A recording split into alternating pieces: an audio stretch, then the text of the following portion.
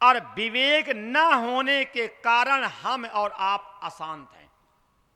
अगर हम और आप अपने विवेक का आदर करने लगे तो कभी परेशान नहीं होंगे। आज हम और आप अपने विवेक का आदर नहीं कर रहे हैं, इसलिए परेशान हैं। नारद जी ने हाथ देखा, उन्हें तो सब मालूम है था। नारद जी ने कहा, माता जी। बोले, हाँ, तेरी बेटी का सुहाग अजर अमर, तुम्हारी बेटी को जो दामाद मिलेगा, पति जो मिलेगा, उसका बड़े बड़े योगी लोग ध्यान करेंगे। बड़े बड़े योगी महात्मा तपस्वी ध्यान करेंगे।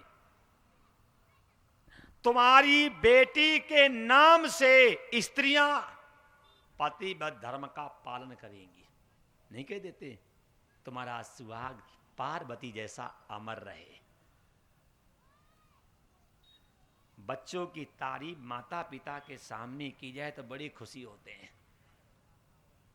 लेकिन नारद जी ने कहा, लेकिन कोई भी बात हो रही हो, उसमें इंतु किंतु परंतु जुड़ जाए तो मान लेना कि मोड़ आ गया। नारद जी ने कहा, माता जी, इसका नाम लेकर के पतिव्रता नारियां जीवन पार करेंगी। योगी लोग इसके पति का ध्यान करेंगे। इसका सुहाग अजर और अमर होगा। लेकिन जो इसका पति होगा, अमानी, अक्रोधी, अलोभी, अकुलीन। माता जी ने कहा, हिसाब से बोलो थोड़ा। पहले तो अच्छी अच्छी बातें बताई, अब क्या बताने लगे आप? पहले कहा इसका पति अजर और अमर होगा, बहुत अच्छी बात है। अच्छा, कोई माँ बाप ही चाहते हैं कि मेरी बेटी विधवा हो जाए? कोई चाहता है? सब चाहते हैं सुहागिन, तो अच्छी बात लगी। अच्छा, कोई माँ बाप ये चाहते हैं कि मेरी बेटी का दामाद दारू पी गली में उदा पड़े? सब चाहते हैं कि दामाद ऐसा हो कि मेरा भी नाम हो, फलाने का दामाद है। तो उन्हें अच्छा लगा कि अजर अमर योग्य द्वारा बंदनी। फिर कह दिया इसका जो पति होगा अकुलीन, मतलब मां बाप होंगे ही नहीं। आज की अम्मा होती तो बड़ी प्रसन्न होती। आज की तो लड़कियां कह देती हैं, मम्मी मेरे लिए ऐसा घर देखना जहां सास ससुर मर गए हों। आज की कोई मेरी मां होती बड़ी प्रसन्न होती। जिस समय नारद जी ने कहा इसका पति अकुलीन, तो मैना रोई है। मेरी बेटी उस कुल में जाएगी जहां डांटने वाली सास नहीं होगी, जहां पे अंकुश लगाने वाला ससुर नहीं होगा। देखो तो ये सोच, क्या पुरानी माता में सोच थी कि मेरी बेटी उस कुल में जाए जिसको डांटने के लिए सास हो। मेरी बेटी उस कुल में जाए जिस पे दृष्टि ससुर की हो। आज तो बहनें कहती मुझे बाणासुर चाहिए। क्या चाहिए? बाणासुर। सास मर गई हो, ससुर भाग गया हो, जेठ सब गाने गाते, बाबा दौरो बिलैयादार खा गई, सास को लपटी, ससुर को झपटी और नंद को लगा दई पटकी। तो ध्यान रखना, आप मेरे माता पिता हैं। अगर अपनी कन्या देनी है तो कभी भी जिस घर में लड़का अकेला हो देना मत। जिसका परिवार संयुक्त हो, या तो शास्त्र गलत या फिर आप गलत। जब शास्त्र में लिखा है सुंदर कांड में, जहां सुमतिता संपत्ति, और जब घर में कोई है ही नहीं तो सुमत किससे? कुत्ता कुत्तियों से होगी क्या? बोलो। जब घर में सास है ही नहीं, ससुर है ही नहीं, जेठ है ही नहीं, जेठानी है ही नहीं, तो क्या करती? तो कुत्ता पाल लेती। ये हो रहा है, बताओ। अब घरों में कुत्ते पाले जा रहे हैं और सास ससुर जो हैं वो कहां अनाथ आश्रम में डाले जा रहे हैं। इसलिए ध्यान रखना, जिस समय अकुलीन शब्द कहा है माता जी को बुरा लगा है कि मेरी बेटी उस कुल में जाएगी जहां कोई है ही नहीं। आपने क्या कहा? अमानी, अक्रोधी, अलोभी और दिगंबर, कपड़े भी नहीं पहनता। नारद जी ने कहा माता जी इसके हाथ में ऐसे ही लिखा है, लेकिन एक बात और सुन लो। बोले क्या? अगर आपकी बेटी तप करे, अगर आपकी बेटी तप करे तो जो सारे के सारे जो मैंने अवगुण बोले हैं ये अवगुण भगवान शंकर में हैं, और समर्थवान व्यक्ति के अवगुण जो हैं वो भी गुणों में गिने जाते हैं। जैसे नेता और फिल्मिस्तान के देवता समर्थवान है कि नहीं है? अगर एक बार कोई फिल्मिस्तान के देवी देवता अगर कोई एक्टिंग कर दें तो फिर हमारे बच्चे जरूर करेंगे। अगर कहीं फिल्मिस्तान का कोई देवता, वही समझ गए होंगे, अगर कहीं ऐसे करके ऐसे कटिंग कटवा दे, मतलब चौराहा बना दे, फिर देख लो आप। ये मैं हंसी नहीं कर रहा हूं, मेरा कहने का आशय है कि समर्थवान व्यक्ति के अवगुण जो हैं वो गुणों में गिने जाते हैं। आज इनके पास पैसा है तो लोग इनको समर्थवान मानते हैं, लोग, हम नहीं मानते। अपनी आदत नहीं है, अपने स्वभाव में नहीं है कि मैं पैसे वालों को इज्जत दूं। क्यों? उन्हें इज्जत देंगे तब भी रोटी खाएंगे, और उन्हें इज्जत नहीं देंगे तब भी रोटी खानी है। ऐसा तो है नहीं कि पैसे वालों को इज्जत देने से सोना खाना पड़ता हो। खाना तो रोटी है। जब रोटी ही खानी है तो स्वाभिमान के साथ जियो। जब रोटी ही खानी है, पेट ही भरना है, तो स्वाभिमान के साथ जियो। ये कथा से शिक्षा लो।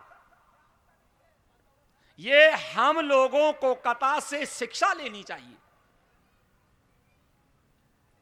माता जी रोने लगी। देवर्षि ने कहा रोने की कोई बात नहीं है, जो जो मैंने गुण और अवगुण बोले हैं ये सारे के सारे गुण और अवगुण भगवान शंकर में हैं, और भगवान शंकर समर्थवान व्यक्ति हैं, और समर्थवान व्यक्ति के अवगुण जो हैं वो भी गुणों में गिने जाते हैं। ऐसा कह करके नारद जी वहां से चले गए। नारद जी वहां से चले गए और माता जी भी अपनी सखियों के साथ अंदर चली गई। इसके बाद मैना ने हेमान से कहा स्वामी, बोले हाँ, नारद जी की भाषा में समझ नहीं पाई। नारद जी की भाषा जो है मैं समझ नहीं पाई। हेमान ने कहा देवी, बोले हाँ, सब कुछ असंभव संभव हो सकता है, लेकिन नारद जी की वाणी कभी मिथ्या हो नहीं सकती। मृषा, नारद जी की वाणी कभी मिथ्या नहीं होगी, इसलिए आप अपनी बेटी से कहो कि जा करके तप करे। अपनी बेटी से कहिए कि जा करके तप करे, और जब तप करेगी तब भगवान शंकर को पाएगी। माता जी ने कहा ये छोटी सी कन्या, इसे जंगल में तप करने के लिए मैं कैसे प्रेरित करूं? अभी तो बेचारी 10 साल की भी नहीं, 4-5 साल की बेटी, और इसे नारद जी के कहने पे मैं तप करने की प्रेरणा कैसे दे दूं? हेमान ने कहा कि अगर आप अपनी बेटी को तप करने की प्रेरणा दोगी नहीं तो भगवान शंकर इसे पति रूप में मिलेंगे भी। देखो, शिक्षा लो, बच्चों को बचपन में ही संस्कार दो, बच्चों को बचपन में ही गीता, रामायण, भागवत पढ़ने की संस्कार दो। बच्चों को बचपन में ही सत्संग में जाने के लिए, कथा को सुनने के लिए और सेवा करने के संस्कार दो। बचपन में संस्कार दो। क्यों? अगर बचपन में संस्कार दोगे तब वृद्धावस्था तक संस्कार पक जाएंगे, और जब वो हो गए 35 साल के तो सुनेंगे तुम्हारी। वो तो पहले तुक्का रखाए बैठे हैं, सुनेंगे, तुम्हें समझा देंगे। इसलिए बच्चों को बचपन में, क्यों? जब आप खाना सिखाती हैं, पीना सिखाती हैं, चलना सिखाती हैं, पढ़ना सिखाती हैं, तो आपकी जिम्मेदारी बनती है कि बच्चों को बचपन में सूर्य भगवान को अर्घ देना सिखाओ। बचपन में ही उन्हें मंदिर जाना सिखाओ। उन्हें बचपन में ही गीता, रामायण, भागवत पढ़ने और सुनने के संस्कार दो। भले आप लोग मुसलमानों को बुरा कहो, लेकिन मैं कहता हूं हमसे अच्छे हैं जो कम से कम 5 बार नमाज तो पढ़ लेते हैं। हम सोचेंगे जब सोमवार आएगा तभी मंदिर में जा करके घंटा बजा करके शंकर जी को उठाऊंगा कि 6 दिन तो सोते रहे। हमसे अच्छे बोलो, नहीं बोलो, कम से कम 5 बार नमाज तो पढ़ते हैं। हम क्या सोचेंगे जब शिवरात्रि आएगी तभी जाकर के डमरू बजा करके भगवान शंकर को उठाऊंगा। उसके पहले तो नींद की गोली खा करके सो रहे थे ना। इसीलिए मैं कहता हूं गलती मत करो। जैसे रोटी रोज खाते हो और पानी रोज पीते हो और नींद रोज लेते हो, ऐसे भक्ति भी रोज करनी चाहिए। भक्ति रोज करनी चाहिए। जब मैना और हिम्मान अपनी बेटी को भक्ति करने की प्रेरणा दे सकते हैं तो आप लोगों की जिम्मेदारी नहीं है क्या? तभी तो तुलसीदास जी ने लिखा है, मात पिता बालकई बुलावई और उदर भरई सोई धर्म सिखावई। माता पिता क्या करते हैं? बोले उदर भरने की शिक्षा देते हैं। और पहले के माता पिता उदर भरने की शिक्षा देते थे। पहले के माँ बाप शिक्षा देते थे उदर में न आने की। अपने बच्चों को वो शिक्षा देते थे जिससे उदर में न आना पड़े। आज के माँ बाप अपने बच्चों को सिर्फ उदर भरने की शिक्षा देते हैं। ये मेरा आपसे भी निवेदन है, अगर अपने बच्चों को उदर भरने की शिक्षा दोगे तो उदर तो कुकर सूकर भी भरते हैं। बोलो भरे, बोलो। अगर आप अपने बच्चों को उदर भरने की शिक्षा दे रहे हैं तो उदर तो कुकर सूकर भी भरते हैं। अपने बच्चों को ऐसे शिक्षा दो, ऐसा संस्कार दो, ऐसा चरित्रवान बनाओ जहां जाए आपका नाम हो। उसमें भक्ति के संस्कार दो, उसमें सेवा के संस्कार दो। है पुत्रवती युवती जग सोई, रघुपत भगत जास सुते होई।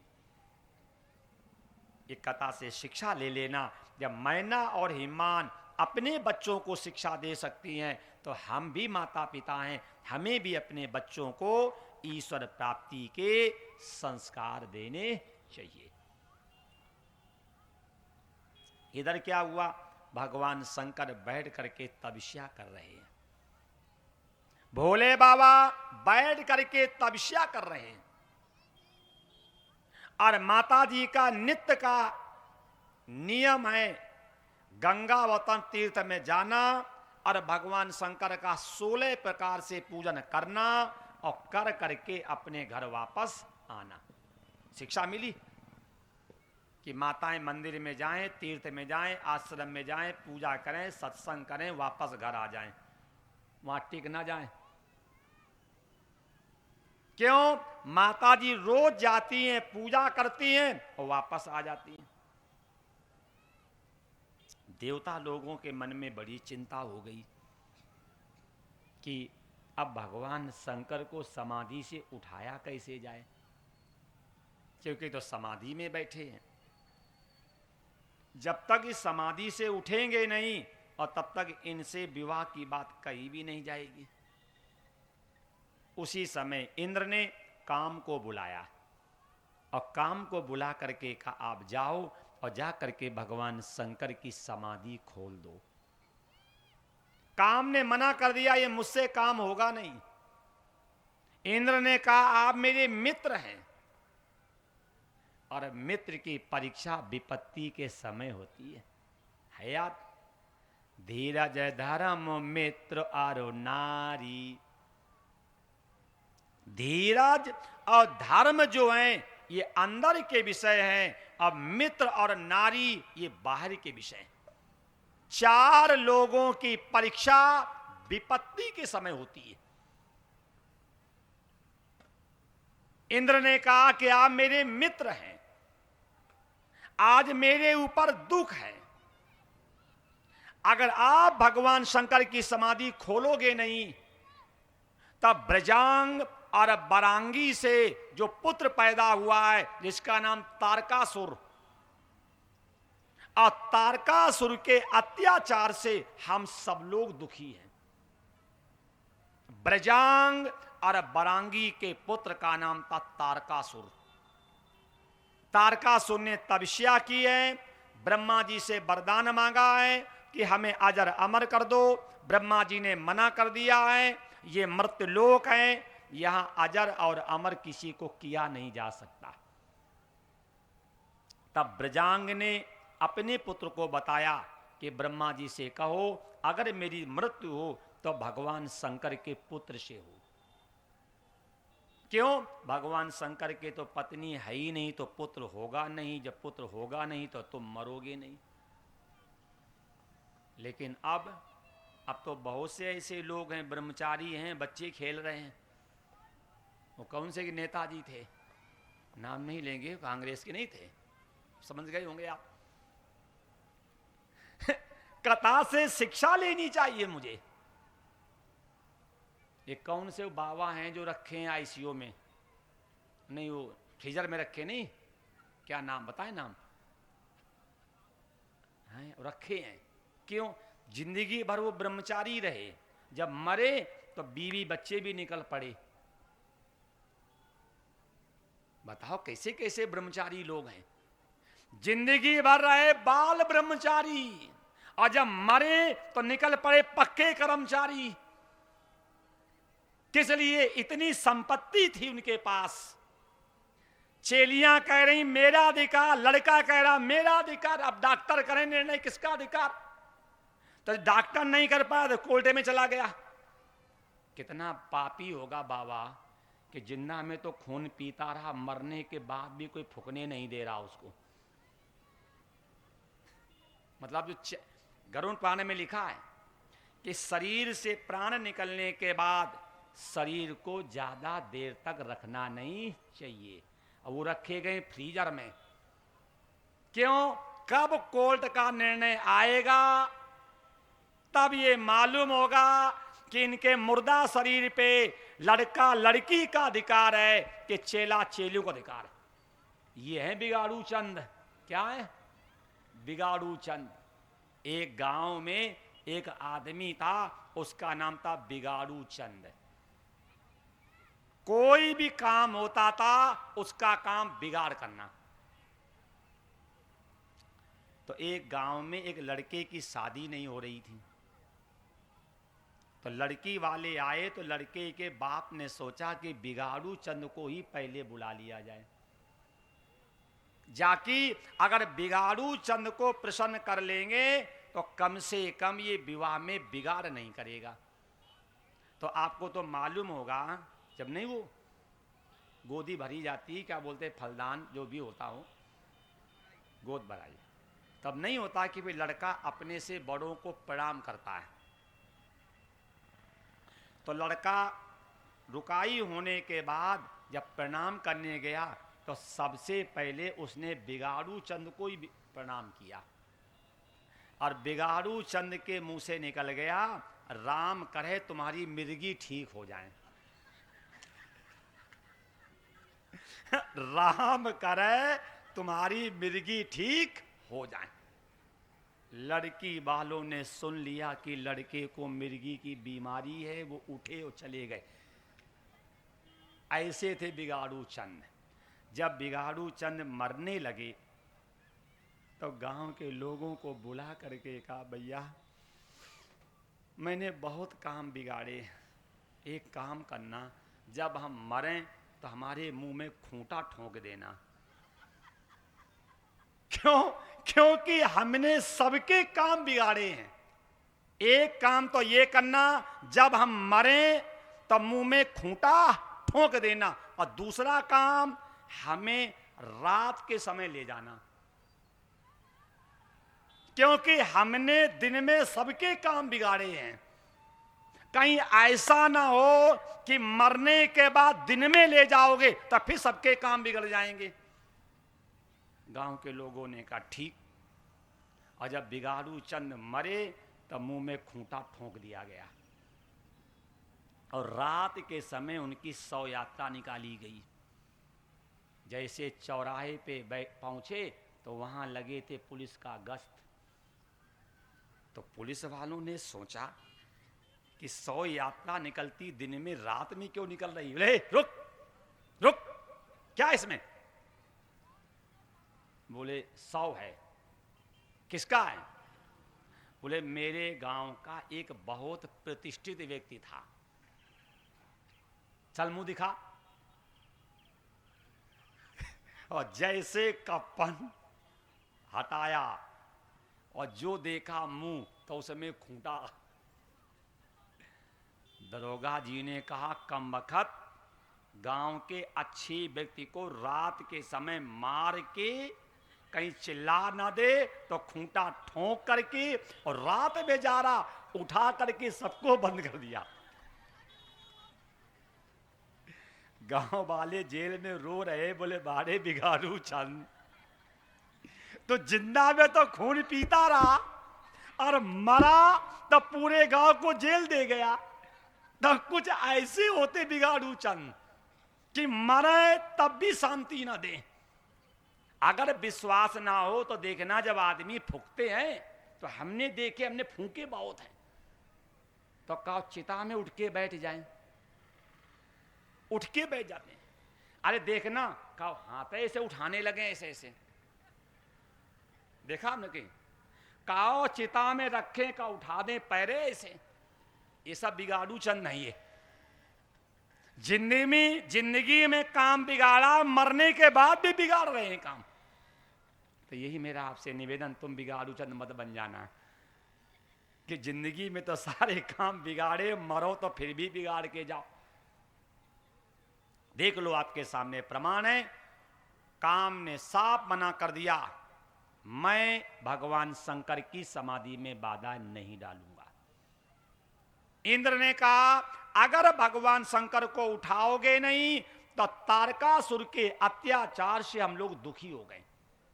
ये बात फिर सुन लो, इस जमाने में पाप नहीं हो रहा, इस जमाने में पाखंड हो रहा है। पाप रावण के राज्य में हुआ था। रावण का ये नियम था, अगर कोई राम का नाम ले उसका सिर काट लो। अब हम तो 6 दिन से बोल रहे हैं, कोई रोकने आया? बोलो, तो पाप हो रहा अभी। कंस का ये नियम था, अगर कोई कृष्ण का नाम लेता मिल जाए उसका सिर काट लो। हिरण्यकश्यप का ये नियम कानून था, अगर कोई नारायण का नाम लेते मिल जाए उसका सिर काट लो।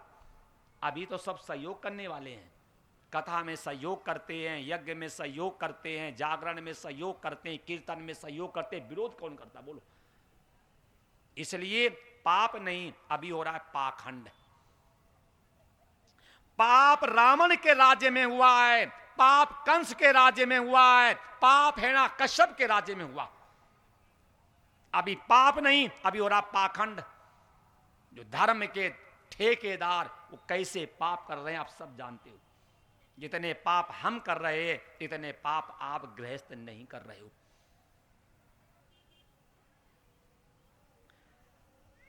ब्रह्मा जी ने काम से कहा चले जाओ। अगर भगवान शंकर की समाधि खुलेगी नहीं और भगवान शंकर के पुत्र पैदा होगा नहीं तो तारकासुर मरेगा भी नहीं,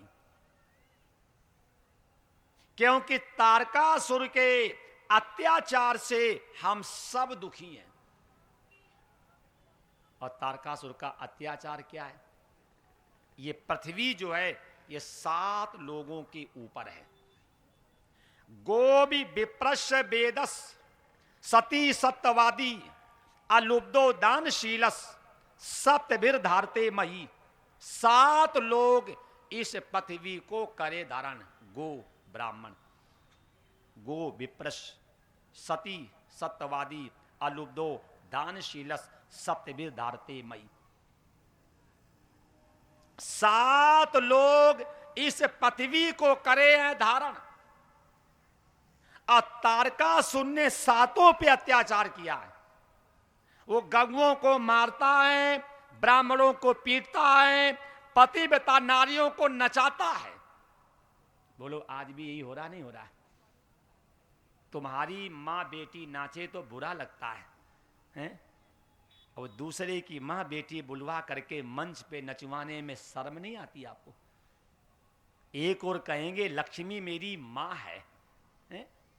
जब लक्ष्मी आपकी माँ है तो कोई भी व्यक्ति ये चाहता है कि मेरी माँ कोठे पे जाए, मेरी माँ ठेके पे जाए। कोई चाहता है? जब लक्ष्मी माँ है, जब लक्ष्मी माँ है तो उस माँ को अच्छी रास्ता में लगाना धर्म है कि बुरी रास्ता में लगाना धर्म? बोलो। जब लक्ष्मी माँ है तो माँ की इज्जत करो। अगर माँ का सम्मान नहीं करोगे तो माँ आपको त्याग देगी, एक एक पैसे के लिए लाचार हो जाओगे। लक्ष्मी माँ है तो उस माँ को अच्छे काम में लगाओ। देखो आपके सामने प्रमाण है। कितनी बढ़िया मुझे कथा से शिक्षा मिली। ब्रह्मा जी समझा रहे हैं अगर तारकासुर का उद्धार नहीं होगा तो गौओं पे जो अत्याचार हो रहा है तो दूध घी नहीं मिलेगा। ये जो माताएं नचाई जा रही हैं, अगर माताएं नहीं होंगी संस्कारित तो बच्चों में संस्कार नहीं होंगे। आज कोई भी स्त्री संस्कारों पे परवाह कर रही? देवी भागवत में लिखा कि जिस स्त्री के तन पे 5 कपड़े और 16 श्रृंगार तन पे हो, ऐसी स्त्री के दर्शन करने से मंगल होता। अब तो जितने ज्यादा कपड़े उतार दो उतनी बड़ी मिस इंडिया, मिस वर्ल्ड। पता नहीं इनको पुरस्कार देने वाले राष्ट्र के सब बाप हैं क्या?